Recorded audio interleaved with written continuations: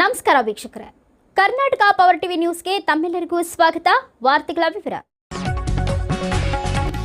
ರಾಣೆಬೆನ್ನೂರು ತಾಲೂಕಿನ ಎಣ್ಣೆಹೊಸಳ್ಳಿ ಹಲಗೇರಿ ಮಾರ್ಗದ ರಸ್ತೆಯಲ್ಲಿ ಭೀಕರ ಅಪಘಾತ ಸಂಭವಿಸಿ ಯುವಕ ಸಾವನ್ನಪ್ಪಿದ ಬೆನ್ನಲ್ಲೇ ರೈತರು ರಾಜ್ಯ ಹೆದ್ದಾರಿ ತಡೆದು ಪ್ರತಿಭಟನೆ ನಡೆಸಿದರು. ಪೊಲೀಸರು ಮತ್ತು ರೈತರ ಮಧ್ಯೆ ವಾಗ್ದಾಳಿ.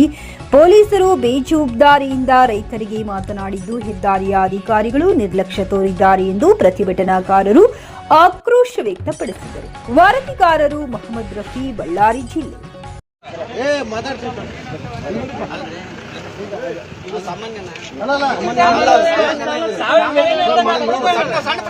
ನಿಮ್ಮ ಮನೆಗೆ ನಿಮ್ಮ ಕುಟುಂಬದವ್ರು ಯಾರ ಸೀರಿಯಸ್ ತಗೊಳ್ರಿ. ಆಗ್ಬಾರ್ದು ಇಂಥವು, ಆಗ್ಬಾರ್ದು ಇಂಥವು. ಒಂದ್ ಕುಟುಂಬನ ಹೋಗೈತಿ. ನೂರಾರು ಫ್ಯಾಕ್ಟ್ರಿ, ಚಿಕನ್ ಫ್ಯಾಕ್ಟ್ರಿ ಈಗ ಲಾರಿ ಮಾಲೀಕರನ್ನು ಡ್ರೈವರ್